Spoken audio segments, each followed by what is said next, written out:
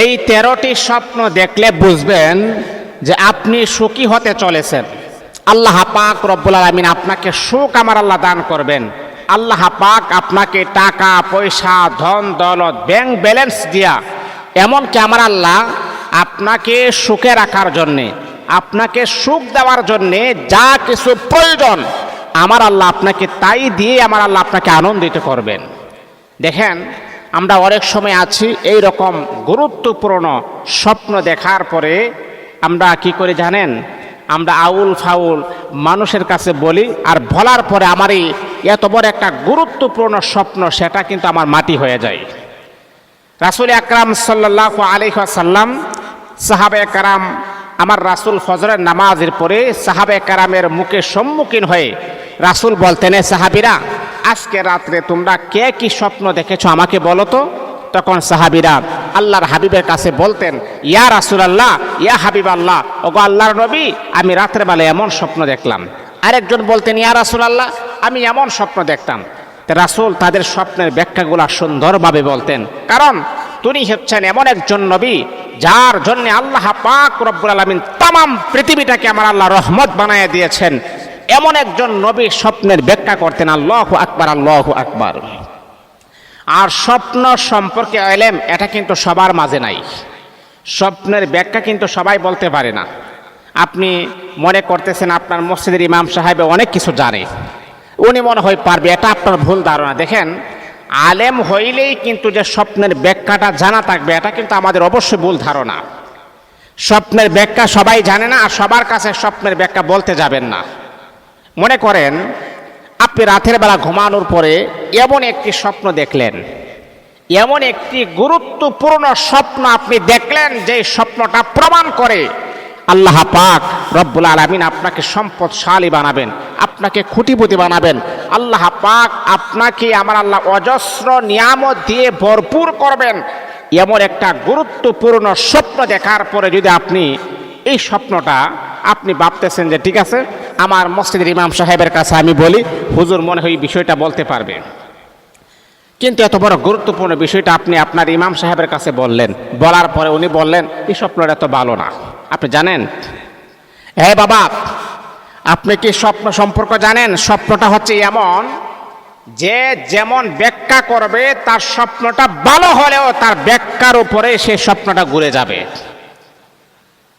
এই যে আপনি দেখলেন এই স্বপ্নটা আপনি কোটিপতি হওয়ার স্বপ্ন, আপনার ভাগ্য চেঞ্জ হওয়ার স্বপ্ন, কিন্তু সে ব্যাখ্যা করেছে ভুল, সেই জন্য আপনি স্বপ্ন থেকে আপনি মাটি হয়ে যাবেন। এই স্বপ্নের ফজিলত, এই স্বপ্নের যে কার্যকারিতা সেটা থেকে আপনি বঞ্চিত হয়ে গেলেন। এখন আবার আপনারা প্রশ্ন করতে পারেন, হুজুর তাহলে এই স্বপ্নের ব্যাখ্যা আমি যদি মনে করি কেউ জানে না তাহলে আমি কি করব? আপনি যদি ভাবেন যে এই স্বপ্নের ব্যাখ্যা যদি আমার ফজিলত পূর্ণ হয়, সেটা যদি আমি বলেছি যে উল্টাপাল্টা ব্যাখ্যা করে তাহলে এটা মাটি হয়ে যাবে, তাহলে কি করা যায়? এই ক্ষেত্রে আপনি একটা কাজ অবলম্বন করতে পারেন। সেটা কি? রাতের বেলা এমন এমন স্বপ্ন দেখার পরে যদি আপনার মনে হচ্ছে এই স্বপ্নের ব্যাখ্যাটা কেউ বলতে পারবে না, আপনার ধারণা হচ্ছে, বা আপনি কাউকে এতটা বিশ্বাস করতে পারতেছেন না, এতটা ভরসা করতে পারতেছেন না এই স্বপ্নের ব্যাখ্যাটা কি হতে পারে, এই ক্ষেত্রে আপনি একটা কাজ করতে পারেন। সেটা হলো আপনি সালাতুল হাজতের 2 রাকাত নামাজ আপনি পড়বেন। তা সালাতুল হাজতের 2 রাকাত নামাজ পড়ার পরে আল্লাহর কাছে আপনি মুনাজাতের মাধ্যমে চোখের পানি ছেড়ে দিয়ে আল্লাহর কাছে আপনি বলবেন, হে রব্বুল আলামিন, আল্লাহ রাতের বেলা ঘুমানোর পরে আল্লাহ এমন এমন স্বপ্ন আমি দেখলাম, রব্বুল আলামিন আল্লাহ আমি তো জানি না স্বপ্নের ব্যাখ্যা কি হতে পারে, স্বপ্নের তাবির কি হতে পারে, স্বপ্নের ব্যাখ্যাটা কি হতে পারে আল্লাহ জানি না। রব্বুল আলামিন আল্লাহ এমন কোন ব্যক্তি পাই না এই স্বপ্নের ব্যাখ্যাটা সে করবে আমি ভালো করে বুঝতে পারবো। আয় আল্লাহ, এই স্বপ্নের ব্যাখ্যাটা কি হতে পারে সেটাও আমি জানি না। রব্বুল আলামিন তোমার কাছে আমি 2টা হাত বাড়ায় দিলাম, চোখের পানি ছেড়ে দিয়া তোমার কাছে আমি 2টা হাত বাড়ায় দিয়ে বললাম, আয় আল্লাহ, এই স্বপ্নের ব্যাখ্যাটা যদি আমার জন্য কল্যাণকর হয়, আমার জন্য সফলতা হয়, আল্লাহ এই স্বপ্নের কার্যকারিতা তুমি আমার মাঝে দান করে দাও। রব্বুল আলামিন আয় আল্লাহ, এই স্বপ্নের ব্যাখ্যা যদি আমার জন্য কল্যাণকর না হয়, সফলতা যদি না হয়, তাহলে এই স্বপ্নের যত রকমের ক্ষতি আছে সমস্ত ক্ষতি থেকে আমাকে কুদরতিভাবে হেফাজত ফরমাও। আল্লাহর কাছে দুইটা দোয়া করবেন, আল্লাহ স্বপ্নটা যদি আমার জন্য কল্যাণকর হয়, আমার জন্য সফলতা হয়, তাহলে এই স্বপ্নের ব্যাখ্যাটা আপনি আমাকে দেন, এটার ফজিলত আপনি আমাকে দেন, এটার কার্যকারিতা আপনি আমাকে দেন। আর যদি কোনো রকমের কোনো ক্ষতি হয়ে থাকে, আল্লাহ এই ক্ষতির থেকে আপনি আমাকে কুদরতিভাবে হেফাজত করেন, তাহলে ইনশাআল্লাহ স্বপ্নের ব্যাখ্যাটা যদি কার্যকারিতা হয়, ইনশাআল্লাহ এটার ফজিলত আপনি পেয়ে যাবেন, এটার কার্যকারিতা আপনি পেয়ে যাবেন। তো সম্মানিত হাজিরিন, আমি আজকে আপনাদেরকে বলবো স্বপ্নে এই 13টি সংকেত ভালো ও সুসময় আসার ইঙ্গিত দেই। আজকে আমরা 13টা স্বপ্নের ব্যাখ্যা জানবো। এই 13টা স্বপ্ন দেখলে কি হয়, এবং এইগুলা কিন্তু আমার আপনার জন্য সুসংবাদ বয়ে আনে, আমার আপনার জন্য কল্যাণ বয়ে আনে, আমার আপনার জন্য সামনের ভবিষ্যৎটা যেন সুন্দর হয়, এমন সুন্দর সেটেল করার জন্য এই স্বপ্নগুলা ইঙ্গিত আমাদেরকে বহন করে। এই 13টা স্বপ্ন, এই 13টা স্বপ্ন আজকে আমরা জানবো, ধারাবাহিকভাবে আমরা জানবো ইনশাআল্লাহ। প্রথমে হচ্ছে, স্বপ্নে যদি আপনি দেখেন রাতের বেলা আপনি ঘুমালেন, তো ঘুমানোর পরে রাত্রে আপনি শেষ রাতে, কারণ ভালো স্বপ্নগুলা কিন্তু মানুষের শেষ রাত্রে দেখে, প্রথম রাত্রে দেখা হয় না।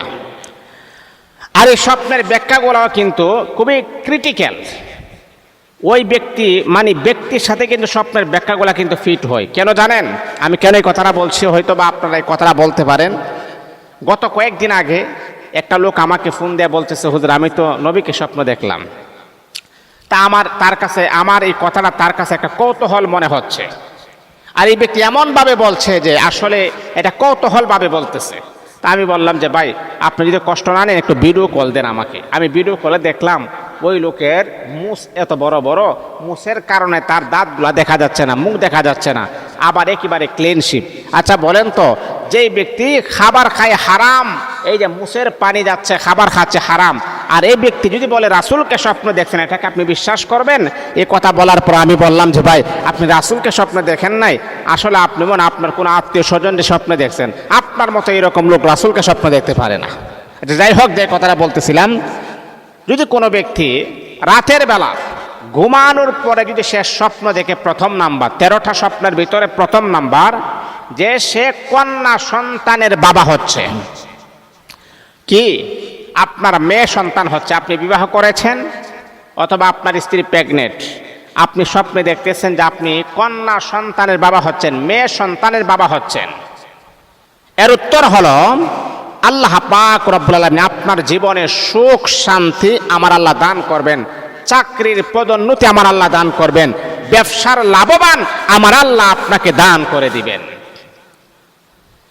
বন্ধুরা আমার, শুধু তা নয়, আবার আপনারা বিশ্বনবী মুহাম্মদুর রাসূলুল্লাহ সাল্লাল্লাহু আলাইহি ওয়াসাল্লাম বলেন, যদি কোন আল্লাহ পাক রব্বুল আলামিনের বান্দা যদি কন্যা সন্তানের বাবা হয়, আমার আল্লাহ তার রিজিকের দরওয়াজা প্রশস্ত করে দেন। আল্লাহ পাক এমন এমন জায়গা থেকে আমার আল্লাহ আপনার জন্য রিজিক বরাদ্দ করে দিবেন, যেটা আপনার কাছে অকল্পনীয়। আপনি মনে করতে পারেন, আরে এই জায়গা থেকে কিভাবে আমার রিজিকের ফাইসালা হবে। আপনার কাছে সেটা অকল্পনীয় মনে হতে পারে, কিন্তু আপনার কাছে যেটা অকল্পনীয় মনে হবে, আমার আল্লাহর কাছে সেটাই কিন্তু সম্ভব হয়ে যায়। তাহলে স্বপ্নে যদি আপনি কন্যা সন্তানের বাবা হন, এর মানে হলো আল্লাহ পাক রব্বুল আলামিন রিজিকের দরওয়াজা আমার আল্লাহ আপনার জন্য প্রশস্ত করে দিবেন। আল্লাহ পাক আপনার ব্যবসার ভিতরে পদোন্নতি লাভ করায় দিবেন।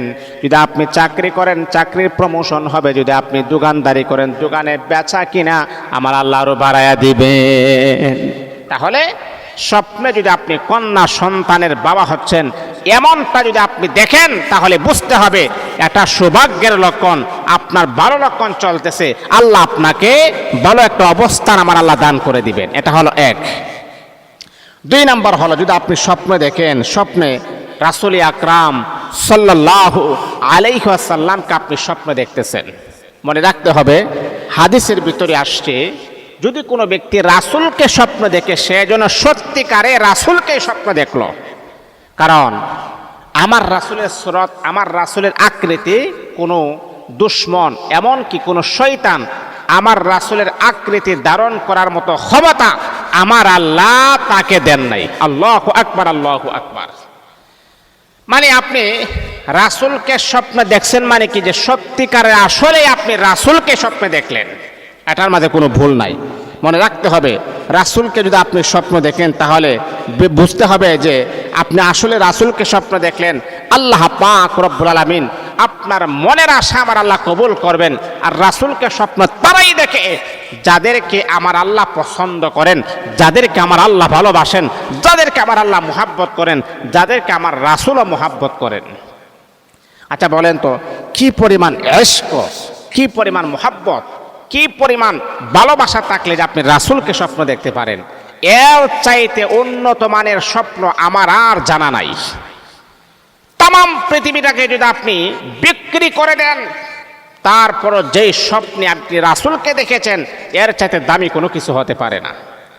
আহা, যে মানুষটা রাসূলকে স্বপ্ন দেখতে পারে তাহলে বুঝেন তো তার ইবাদত কত সুন্দর, তার আমল কত সুন্দর, তার আখলাক কত সুন্দর, তার চরিত্র কত সুন্দর, যে সে রাসূলকে স্বপ্ন দেখে।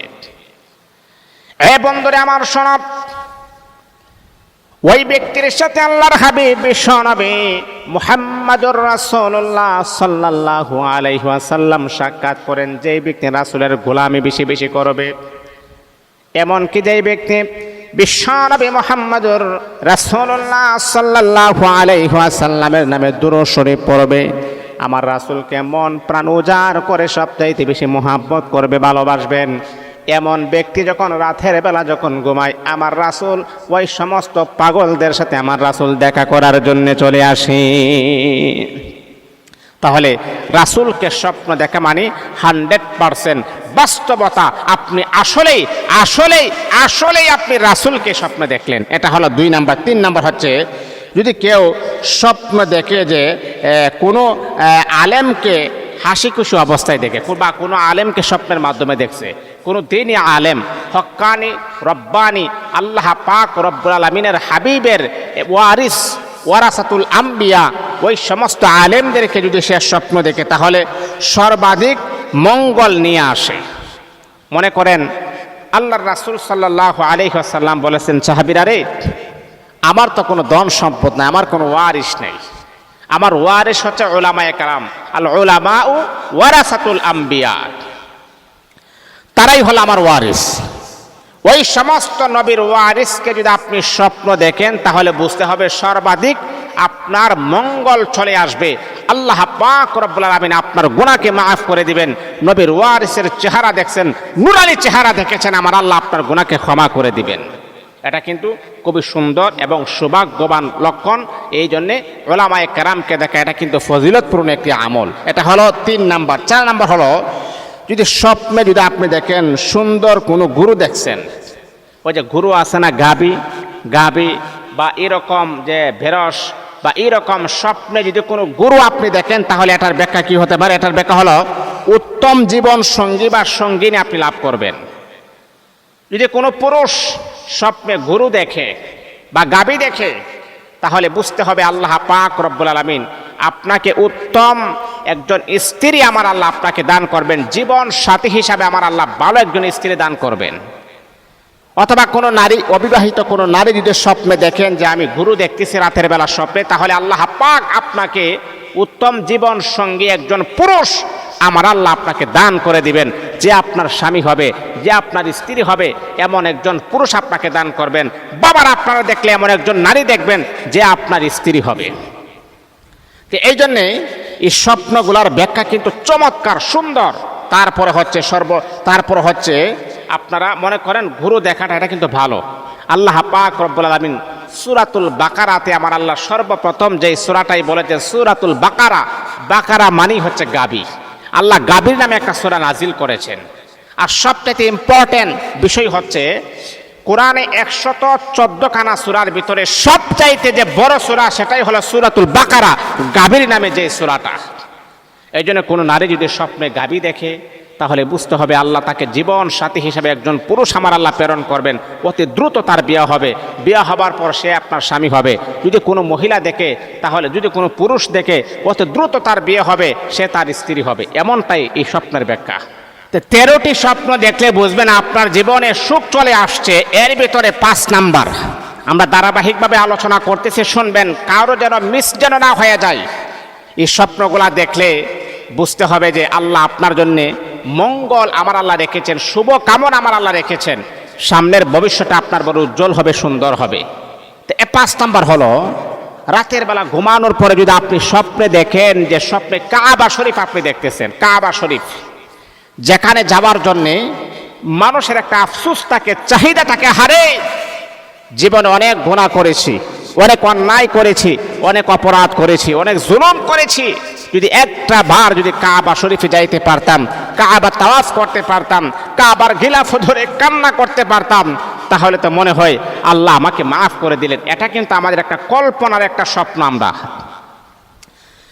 বন্ধুরে আমার শোনা, রাতের বেলা যখন ঘুমালেন, ঘুমানোর ঘরে যদি আপনি স্বপ্নের মাধ্যমে যদি আপনি কাবা শরীফ দেখেন, তাহলে এটার ব্যাখ্যা কি হতে পারে? এটার ব্যাখ্যা হলো খুব শীঘ্রই তার ভালো সময় আসবে, খুব শীঘ্রই আল্লাহ পাক রব্বুল আলামিন আপনাকে ধনী বানাবেন।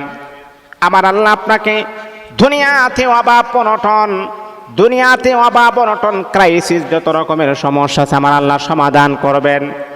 এমনকি আমার আল্লাহ খুব শীঘ্রই আমার আল্লাহ আপনার মনের আশা পূরণ করবেন। আমার আল্লাহ পাক রব্বুল আলামিন কাবা শরীফ দেখলে নিজের গুনাহ যেমন ক্ষমা হয়ে যায়, আমার আল্লাহ দুনিয়াতে আপনাকে সুখ এবং শান্তি নসিব করে দিবেন। তাহলে এটা হলো 5 নাম্বার, যদি আপনি স্বপ্নে কাবা শরীফ যদি আপনি স্বপ্ন দেখেন, এটা হলো 5 নাম্বার। এবার 6 নাম্বার হচ্ছে স্বপ্নে যদি আপনি নামাজের ইমামতি দেখেন। নামাজের ইমামতি মানে আপনি নামাজ পড়াচ্ছেন, আপনার পেছনে মুসল্লিরা নামাজ পড়তেছে। আমার বাবারা শুনেন, ইমাম মানে কি? নেতা। ইমাম মানে কি? নেতা না? যদি আপনি দেখেন আপনি নামাজের ইমামতি করতেছেন আর আপনার পিছনে মুসল্লিরা নামাজ পড়তেছে, তাহলে বুঝতে হবে আল্লাহ পাক রব্বুল আলামিন সমাজের নেতৃত্ব দেওয়ার মতো ক্ষমতা আমার আল্লাহ আপনাকে দান করে দিবেন, আমার আল্লাহ আপনাকে নসিব করে দিবেন। সমাজে প্রভাবশালী হিসাবে আমার আল্লাহ কবুল করবেন। সমাজের মানুষ আপনাকে মানবে, সমাজের মানুষ আপনাকে শ্রদ্ধা করবে, সমাজের মানুষ আপনাকে নেতৃত্ব দেওয়ার মতো যোগ্য মনে করবে, আপনি নেতৃত্ব দিতে পারবেন। যদি রাতের বেলা ঘুমানোর পরে যদি আপনি স্বপ্ন দেখেন যে আপনি ইমামতি করতেছেন, তাহলে বুঝতে হবে এটার ব্যাখ্যা হলো আল্লাহ পাক আপনাকে নেতৃত্ব দেওয়ার মতো ক্ষমতা, ক্যাপাসিটি, ব্রেন আমার আল্লাহ আপনাকে নসিব করে দিবেন, আমার আল্লাহ আপনাকে দান করে দিবেন। এটা হলো 6 নাম্বার। এটা কিন্তু কোনো ভুল না। এই সমস্ত গুরুত্বপূর্ণ স্বপ্ন দেখার পরে যার তার কাছে কখনো বলে আপনি মহামূল্যবান সময়টা এবং আপনার স্বপ্নটা নষ্ট করবেন না। 7 নাম্বার হলো যদি স্বপ্নে আপনি দেখেন স্বাভাবিকভাবে নামাজ পড়তেছেন, আপনি বসে নামাজ না, শুয়ে নামাজ না, কাত হয়ে নামাজ না, চিত হয়ে নামাজ না, স্বাভাবিকভাবে আপনি দাঁড়িয়ে নামাজ পড়তেছেন। কারণ বসে নামাজ পড়লে এর ব্যাখ্যাটা একরকম, শুয়ে নামাজ পড়লে এর ব্যাখ্যাটা আরেক রকম। কিন্তু আপনি দাঁড়িয়ে যেইভাবে মানুষ নামাজ পড়ে, যেভাবে একজন সুস্থ মানুষ, একজন সুস্থ সুঠাম দেহের অধিকারী মানুষ যেইভাবে নামাজ পড়ে সেইভাবে আপনি নামাজ পড়তেছেন, তাহলে এর ব্যাখ্যা কি হতে পারে? এর ব্যাখ্যা হলো জীবন পরিবর্তন হবে। এমনকি আল্লাহ পাক রব্বুল আলামিন আপনার ভাগ্যটাকে চেঞ্জ করে দিবেন। আমার আল্লাহ আপনাকে আপনার ঘরের ক্রাইসিস, অভাব, অনটন দূর করে দিয়ে আমার আল্লাহ আপনার অনাকাঙ্ক্ষিত আশাগুলো পূরণ করে নেবেন। নামাজ পড়া, এটা তো সৌভাগ্যের লক্ষণ। স্বপ্নের মাধ্যমে আপনি নামাজ পড়তেছেন, এর চাইতে সৌভাগ্যবান আর কি হতে পারে? এটা হলো আপনার 7 নাম্বার। 8 নাম্বার হচ্ছে স্বপ্নে আপনি অধিক কান্নাকাটি করতেছেন, মানে অধিক কান্নাকাটি করতেছেন। অনেক সময় আছে না যে স্বপ্নে আপনি প্রচুর পরিমাণে আপনি কান্না করতেছেন, যে কোনো একটা কষ্ট চলে আসছে অথবা কোনো কষ্ট না, আপনি স্বপ্ন দেখতেছেন, আপনি নিজেই দেখতেছেন, আপনি নিজে কান্না করতেছেন, আপনার চোখ বেয়ে বেয়ে পানি পড়তেছে, দাড়িগুলা ভিজে যাচ্ছে, আপনার কান্নার পানিগুলা আপনার জমিনের মাঝে পড়তেছে, এত লেভেলের, প্রচুর লেভেলের আপনি কান্না করতেছেন। এর কারণটা হলো, এর মানে হলো অতি দ্রুত সৌভাগ্য আপনার জন্য অপেক্ষা করতেছেন, ভালো সময় আপনার জন্য চলে আসতেছে। বন্ধুরা আমার শোনা, কবি বড় সুন্দর করে বলেন, কবে সুখ হায় কবে দুঃখ হায়, এহে কা নামে দুনিয়া হাই, এই যে যেই দুনিয়াতে আপনি আমি বসবাস করি সেই দুনিয়াতে কখনো সুখ, কখনো হাসি, কখনো কান্না, এই দুনিয়াতে পরিপূর্ণভাবে আমার আল্লাহ সাকসেস কাউকে আমার আল্লাহ বানান নাই।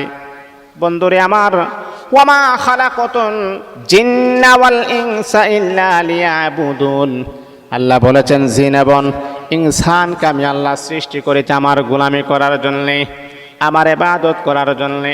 বান্দারে, তুমি যখন ইবাদত করবে, আমি আল্লাহ পাক রব্বুল আলামিনের গোলামি যখন তুমি করবে, আমি আল্লাহ তোমার জিন্দেগির সমস্ত গুনারে মাফ করে দিই। তোমাকে আমি আল্লাহ এই দুনিয়ার 10টার সমান সর্বনিম্ন জান্নাতের মালিক আমি আল্লাহ বানায়া দিব। এই দুনিয়াতে কখনো শোক, কখনো দুঃখ, কখনো হাসি, কখনো কান্না, পরিপূর্ণ সুখ আমি আল্লাহ কাউকে দেই নাই। পরিপূর্ণ সুখ তখনই আপনি পেয়ে যাবেন যখন আপনি জান্নাতি হবেন। জান্নাতের ভিতরে যখন আপনার ঘরখানা যখন হয়ে যাবে, আপনার মতো সুখী, আপনার মতো শান্তি আল্লাহর জমিনের ভিতরে আর কেউ হতে পারবে না। এই জন্য বাবা, যদি আপনি রাতের বেলা ঘুমানোর পরে যদি আপনি দেখেন যে আপনি কান্না করতেছেন, এর মানে হচ্ছে আল্লাহ আপনাকে সুখ দান করবেন।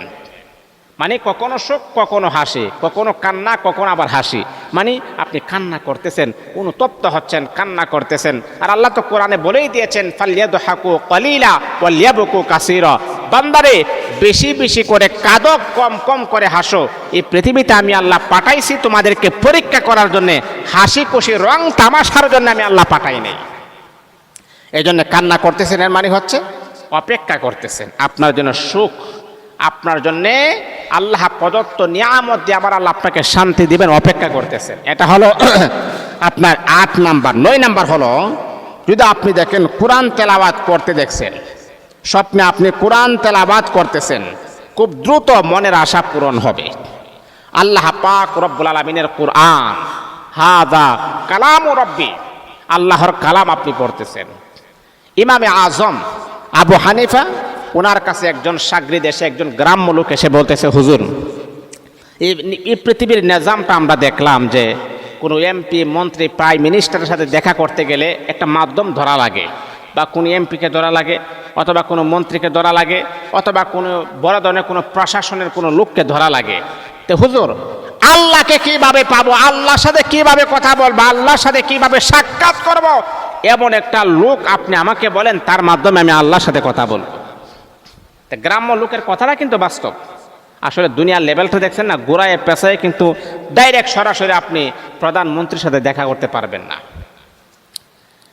ওই গ্রাম্য লোকরা ইমামে আজম আবু হানিফা রাহিমাহুল্লাহু তাআলাকে বড় সুন্দর করে বলতেছেন, হুজুর আপনি আমাকে এমন একটা সাজেশন দেন, যে সাজেশনটা দিলে আমি আল্লাহর সাথে কথা বলতে পারবো। কার মাধ্যমে আমি আল্লাহর সাথে কথা বলবো, এমন একজন লোকের সন্ধান আপনি দেন। ইমামে আজম বলে, গ্রাম্য লোক শোনো শোনো শোনো, এটা কিন্তু দুনিয়ার কোনো মাধ্যম নয়, দুনিয়ার কোনো মাধ্যম নয়। আল্লাহর সাথে দেখা করতে গেলে, আল্লাহ পাক রব্বুল আলামিনের সাথে কথা বলতে চাও? হ্যাঁ হ্যাঁ, আমি আল্লাহর সাথে কথা বলতে চাই। শোনো রে বাবা, আল্লাহর সাথে কথা বলতে চাই রে, কোনো মাধ্যম ধরা লাগবে না, কোনো এমপি মন্ত্রী ধরা লাগবে না, কোনো উপরে কোনো কর্মকর্তা ধরা লাগবে না। ও বাবা, আপনার ঘরে কোরআন আছে নি?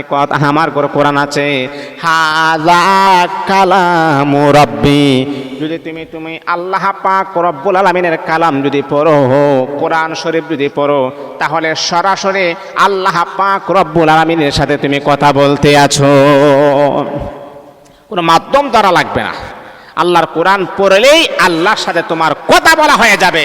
তাহলে বাবা, আপনি কোরআনটা পড়েন, আল্লাহর সাথে আপনি কথা বলে ফেলেন।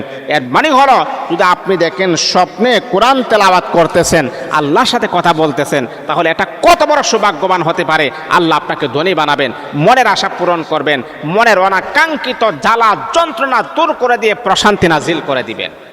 এটা হলো 9 নাম্বার। 10 নাম্বার হলো, স্বপ্নে যদি আপনি চাঁদ দেখেন, চাঁদ, ওই যে আসমানের চাঁদ আছে না, আপনি স্বপ্নে চাঁদ দেখতেছেন, আসমানের তারকা দেখতেছেন, চাঁদ দেখতেছেন, তাহলে এটা হলো সুখ, শান্তি, আরাম, আয়েশ আসার আলামত।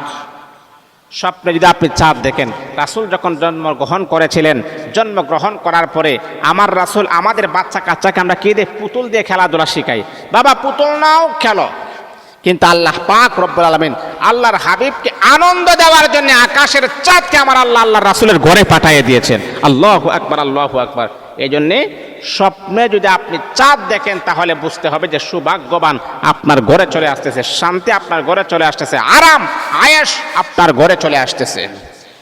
সম্মানিত হাজিরিন, যদি 11 নম্বর যদি দেখেন স্বপ্নে দেশের প্রধান বা দেশের যে প্রধানমন্ত্রী, তাকে আপনি স্বপ্নে দেখতেছেন বা তার সাথে আপনি কথা বলতেছেন, বা দেশের যে কর্মকর্তা বা প্রধান আছে না তার সাথে আপনি দেখা করতেছেন, তাহলে এর হচ্ছে আপনার পদ উন্নতি হবে এবং সর্বাধিক আপনি নেতৃত্বে দেওয়ার মতো ক্ষমতা আল্লাহ আপনাকে দান করবেন।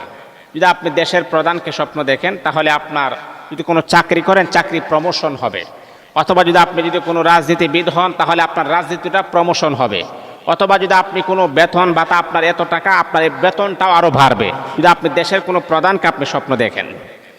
সম্মানিত হাজিরিন, 12 নম্বর হচ্ছে রাতের বেলা ঘুমানোর পরে যদি আপনি জমজমের পানি পান করতে স্বপ্ন দেখেন, জমজমের পানি, আহারে জমজমের পানি, হাউজে কাউসারের পানি, জমজমের পানি, এই জমজমের পানি যদি আপনি রাতের বেলা স্বপ্ন দেখেন তাহলে অতি দ্রুতভাবে আপনার উন্নতি কামনা হবে, অনতি বিলম্বে আপনার উন্নতি হবে, এর মধ্যে বিন্দু পরিমাণ কোনো সন্দেহ নাই। জমজমের পানি খেলে এই যে জটিল ক্যান্সারের মতো জটিল রোগও আল্লাহ সুস্থ করে দেন।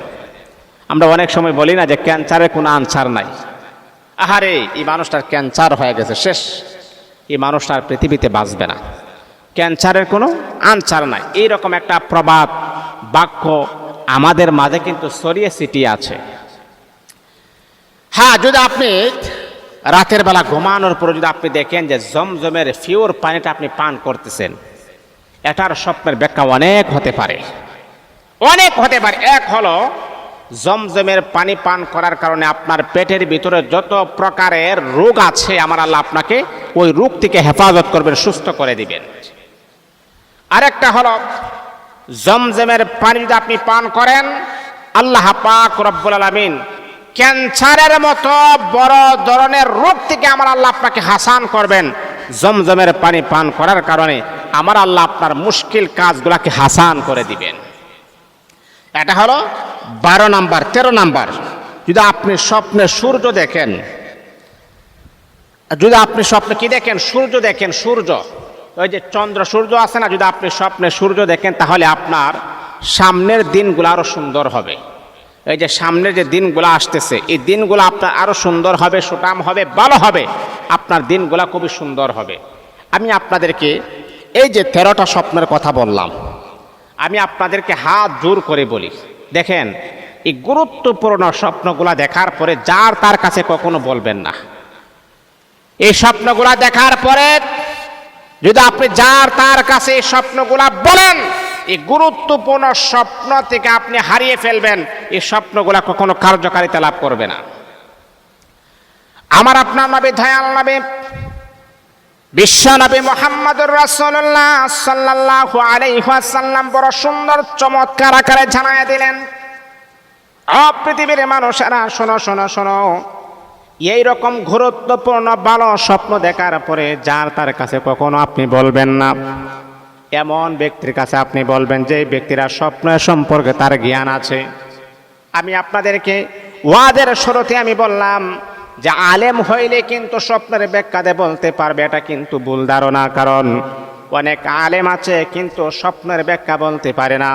কিন্তু আপনার যদি মনের ভিতরে তার প্রতি বিশ্বাস না থাকে, ধারণা না থাকে, তাহলে কখনো রাতের বেলা এত সুন্দর ফজিলতপূর্ণ স্বপ্ন দেখলেন, এই স্বপ্নটা কখনো আলেমের কাছেও আপনি বলতে যাইবেন না।